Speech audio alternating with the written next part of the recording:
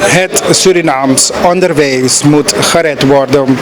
Men kan zeggen dat het Surinaams onderwijs op dit moment ook met de hele COVID-19 situatie op de intensive care is, aan de beademing is, zegt VHP-parlementariër tevens als BVL-voorzitter Rishma Mangrim. TBN Prime Alert sprak haar en zij ging er als volgt in hierop. Ouders heel veel problemen hebben, of ja, ouders problemen hebben met dat stukje begeleiding van hun kinderen, nu met lange afstandsonderwijs. Heeft een dergelijke klacht of klachten u ook bereikt? Ja, inderdaad, meneer Ganesh, die klachten hebben ons ook bereikt. Vandaar dat we eerder ook hebben aangegeven, het is belangrijk dat de minister komt met een concreet plan, een actieplan. Wat gaat er gebeuren? Waar is de richting die we naartoe koersen? Niet alleen voor de leerkrachten, maar ook voor de leerlingen, ook voor de ouders. U begrijpt dat ik eerder in een interview heb aangegeven dat de leerkrachten van ons bijna eerst de leerstof aan de ouders moeten uitleggen voordat zij hun kinderen moeten begeleiden. Er rust een enorm grote druk op de ouders, maar ook op die leerkrachten. En u weet niet, alle ouders kunnen hun kinderen helpen. Ouders hebben een druk om bijna dubbele en 3 banen op na te houden. Wanneer maken ze die tijd om die kinderen te helpen? Vandaar dat ik ook gepleit heb zo net in DNA. Ik zeg, laten we oplossingsmodellen bedenken. En ik heb aangegeven dat het eigenlijk 5 voor 12 is. Dat ons onderwijs op de intensive care ligt, bijna aan een beademingsapparaat. En we moeten nu handelen. En ik heb een dringend beroep gedaan. Het is een noodoproep van de leerkrachten. Laten we de leerkrachten een incentive geven. En ik heb gezegd, laten we met 300 beginnen. Meneer Bouva heeft me ondersteund. En hij zegt, laten we zelfs 500 geven. En kijken hoe we die leerkrachten kunnen helpen. En ik vraag niet zomaar die 300 SRD. Omdat ik weet dat leerkrachten, behalve dat ze internet kopen, ook voor die dagelijkse voorbereiding geld in moeten stoppen. Materiaal. Kijken hoe ze appjes sturen, hoe ze berichten moeten sturen. Ook al heb je geen internet. Ouders zijn continu bezig leerkrachten te bellen, te appen, te sms'en. En dat kost allemaal geld. Dus die hele voorbereiding om dat onderwijs voortgang te laten hebben, kost geld. En ik zeg, het is niet zo moeilijk. We hebben nu met de minister van Financiën, met zijn medewerking, 100 miljoen gekregen vanuit het COVID-fonds. En we hebben het nu nodig. Nu moet dat geld besteed worden aan die groep die het hardst nodig heeft. En ik begin alvast in fase 1 te pleiten voor de leerkrachten. En 300 lijkt veel, meneer Ganesh. Maar als u nagaat dat we 20 werkdagen hebben in een week, in een maand, dan kom je op 15 SRD per dag. 15 SRD, hoeveel beltegoed kan je kopen? Je kan alleen maar hooguit een pakje melk en brood kopen. Dus het is niet veel wat ik vraag. Ik weet dat die regering het moeilijk heeft. Dus ik wil het ook niet al te moeilijk doen voor die regering. Maar we moeten wel die problemen oplossen. Toch? Als je die leerkrachten zegt, je wil het onderwijs blijven garanderen, voor 6 maanden zou je dan die leerkrachten die tegemoetkoming kunnen geven, 300 SRD. Ik heb het uitgerekend. Per maand kom je ongeveer op 3.600.000. Concreet voor die 6 maanden, voor 12.000 leerkrachten, dan kom je op 21.600.000. Dat is slechts 1/5 deel, ongeveer 1/5 deel van het budget van die 100 miljoen SRD. Dat wil zeggen, er blijft nog ruim 80 SRD, 79 miljoen over. Nou, van die 79 miljoen moeten we dan een inventarisatie maken. Welke kinderen kunnen we helpen? Welke ouders kunnen we helpen? En hoe kunnen we dan ervoor zorgen dat dat onderwijs op gang komt en blijft gegarandeerd? Want kijk, het moet niet op gang komen en dan weer stoppen. Die garantie moet er zijn tot en met augustus. En vandaar dat ik zeg, laten we gaan kijken dat we duurzaam gaan investeren. Want je weet, als je dat geld geeft in die conceptieve sfeer, dan is dat geld op. Uiteindelijk is er niks duurzaam van overgehouden. Dus zeg ik, doe ik het voorstel, laten we gaan kijken dat we 3 dingen doen. Infrastructuur voor internet, dat is op lange termijn waarvan we de vruchten gaan plukken. En het is niet zo moeilijk. Laten we beginnen met een pilot van 50 scholen. 20 scholen in Paramaribo, 10 in Wanica, 10 in Nikeri, 10 in Marowijne. En dan gaan gaan we het later uitbreiden. Laten we beginnen alvast een aanvang te maken met die scholen. En dan gaan we zeggen, oké, we gaan op die scholen infrastructuur zetten. Maar laten we ook investeren in infrastructuur voor het maken van lesmateriaal. Voor productie, voor video's. En laten we ook gaan kijken, hoe kunnen we die training geven aan die leerkrachten. Want kijk, we moeten een reset gaan maken in ons onderwijs. Want die digitale wereld, onze digitale tijdperk is al aangebroken. En we lopen ver achter. Dus laten we met z'n allen gaan nadenken, hoe kunnen we in deze COVID-situatie meer dan ooit gaan investeren in ons onderwijs en prioriteiten stellen. Onderwijs is het hart van de economie. Als we geen geschoolde mensen hebben, hoe ga je die mensen op die posten zetten straks? Weet u hoe belangrijk onderwijs is? Ik zeg natuurlijk is gezondheid belangrijk, dat staat op nummer 1. Maar laten we ook prioriteiten stellen aan ons onderwijs. En we hebben de afgelopen 10 jaar gezien dat het ministerie van Onderwijs stiefmoederlijk behandeld is geworden. Altijd weinig geld. Ik hoop dat deze regering dat besef heeft om meer geld vrij te maken voor ons onderwijs en zeker nu voor de leerkrachten. En ik heb vandaag met het college gedeeld, met andere collega-parlementariërs, maar ook met de regering. Ik kreeg een app gisteren dat ik zo verdrietig van werd en bijna helemaal uit mijn apropos was.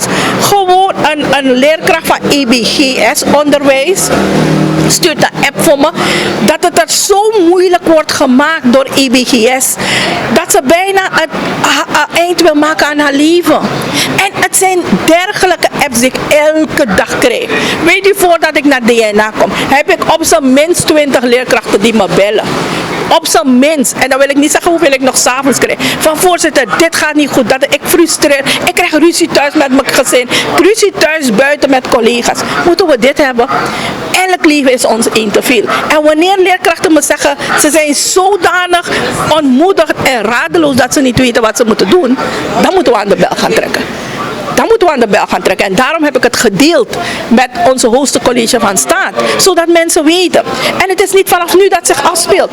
Op ook de bijzondere scholen. Sanatendam, Arjan de Wakker, RKBO, EBGS. Maar ook openbaar onderwijs. Common problemen, dezelfde problemen. En wat bij komt kijken, is dat die leerkracht ook nog een deurwaarder explode krijgt. Waarvoor ze de kosten moet opdraaien, 550 SRD. En dan komt gewoon mevrouw Demon zeggen, van ja, al heeft het ministerie gezegd, je moet geen wifi gebruiken. Het beleid van ons verschilt met dat van het ministerie. Dat kan niet. En meneer Ganesha, ga u zeggen, we hebben al vaker problemen met EBGS gehad. Leerkrachten krijgen ontslag zonder reden. Mensen zijn 16 jaar in dienst, van het ene op het andere moment krijgen ze ontslag en ze kunnen nergens gaan. Weet u hoeveel casussen ik heb liggen op arbeid? En ook vanuit arbeid komt er weinig actie. In deze periode mensen ontslag geven is eigenlijk een mensenrechten schending, zeg ik. We moeten ophouden. Hoe gaan die mensen uitkomen? Een leerkracht die 2500 SRD verdient. Als die nu ontslag krijgt en die leerkracht zit met 6 kinderen, zegt u mezelf in godsnaam, hoe gaat die leerkracht het overleven? Gaat ze niet radeloos worden? En wij willen geen enkel leven gaan verliezen. Ik ga vragen de regering dringend aandacht en ik ga daarvoor blijven pleiten. En als ik daarvan in actie moet komen, zal ik het doen. Ik zeg, we moeten acties gaan ondernemen. We praten veel, maar er gebeurt weinig. En vandaar dat ik mijn pleidooi heb gehouden. Ik heb gezegd, het is meer dan ooit tijd dat we gaan prioriteiten gaan stellen. 2 dingen zijn voor mij belangrijk. Dat de leerkrachten hun incentives krijgen, maar ook dat de prijzen in de winkels gaan dalen. Want ik hoor al geruime tijd dat de basisgoederen worden verlaagd. Tot nu toe zie ik het niet. Dus ik vraag een agressiever beleid vanuit het ministerie van Economische Zaken. Maar ook dat er controle wordt opgevoerd in de winkels. Want u weet, in lockdown zijn de ouders thuis, de kinderen zijn thuis. Kinderen moeten extra voeding hebben. Dus ouders gaan nu in hun spaarcenten, ze moeten extra geld gaan lenen om te kijken hoe ze extra brood moeten kopen, extra dit moeten kopen, extra dat moeten kopen, om alleen het weekend te kunnen overbruggen. Je kan nergens gaan. Als je kind honger heeft, waar ga je? Zelfs buurvrouw kan je niet meer helpen. Dus we moeten die realiteit voor ogen blijven houden. En het is nu tijd dat de regering gaat zeggen, er is een COVID-fonds, we hebben 1,5 miljard goedgekeurd. En ik begrijp die voorzichtigheid van de minister van Financiën. Maar ik denk dat we dat geld nu moeten gebruiken en die ondersteuning moeten geven aan kleine ondernemers, aan de bushouders, aan de mensen die hun jobs dreigen te verliezen, de barbers, de mensen van de kleine ondernemingen, maar ook aan de leerkrachten. Iedereen wil dat haar of zijn kind onderwijs moet genieten, wel laten we die leerkrachten betalen. En weet u, een 300 SRD is niks. Ik heb voor u uitgerekend, 15 SRD per dag. Dat is alleen maar voor brood en melk. Hebben ouders geen ideeën, mevrouw Mangre, goede ideeën hoe ook het onderwijs te redden? Want we horen steeds van de kant van de leerkrachten, we horen dat van de bond. Hoe zit het met ouders? Hoe zit het met verzorgers? Ja, dus ouders bellen me ook, snapt u? Dus als ik hier dingen verwoord, dan heb ik een aantal petten op. Ik heb dat van de BVL-voorzitter op, waar ik praat uit het hart van de leerkrachten. Maar ook als volksvertegenwoordiger zou ouders me elke dag bellen. En u wil nu weten dat ik elke dag uit mijn zak een aantal mensen moet helpen. Maar ik heb ook maar een limiet. Snapt u? Ik kan niet iedereen helpen, ook al wil ik dat. Maar ik heb elke dag mensen bij wie ik in de winkel ga en de rekening moet betalen. Weet u, maar hoeveel ga je kunnen doen? Dus er moet een structurele oplossing komen, toch? Als er wordt geregistreerd. En weet u, dat online registratie brengt ook problemen met zich mee. Er zijn een heleboel mensen.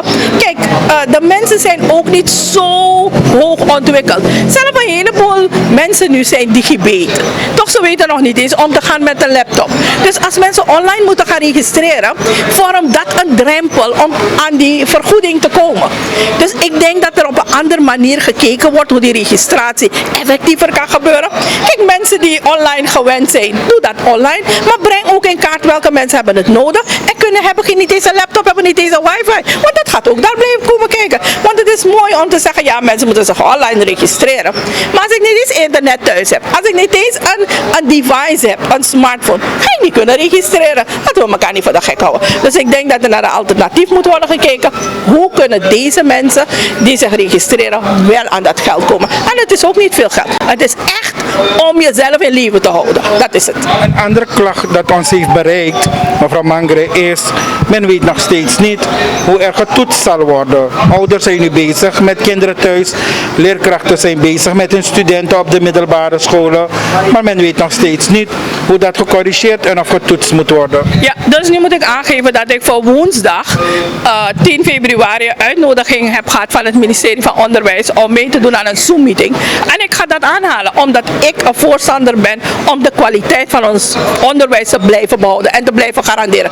Wij moeten dat wakend oog hebben. En het moet niet aan normverlaging gaan doen. Ook niet in deze COVID-situatie. Wanneer mensen een diploma straks krijgen, moet het een waardig diploma zijn. Toch? Ik moet kunnen rekenen op jouw kennis, op jouw kunde, op jouw skills. Dus ik wil de minister zeker aanbevelen. Ik heb gisteren met een aantal gepensioneerde leerkrachten gesproken, ervaren leerkrachten, die eigenlijk pro deo hun bijdrage willen leveren, maar ook willen helpen nadenken. Hoe te toetsen, op welke momenten we moeten toetsen, maar dat de toetsmomenten zeker moeten komen. Het is bijna ondenkbaar dat je niet gaat toetsen. Ook in Nederland wordt in een heel vroeg stadium al gekeken van hé, deze persoon gaat wel over, maar gaat geen arts worden. Die gaat bakker worden, of die gaat bruggen bouwen, die gaat arts worden en die gaat leerkracht worden. Dus ergens moet die selectie plaatsvinden. Dus, en ik denk dat de minister ook heel hard haar best doet om dat te implementeren. Daarom heb ik ook gezegd, de minister kan haar mooie ideeën hebben, maar het is belangrijk dat we alle koppen bij elkaar steken en kijken hoe we gezamenlijk dit probleem oplossen. Waar willen we naartoe gaan, zodat iedereen happy is.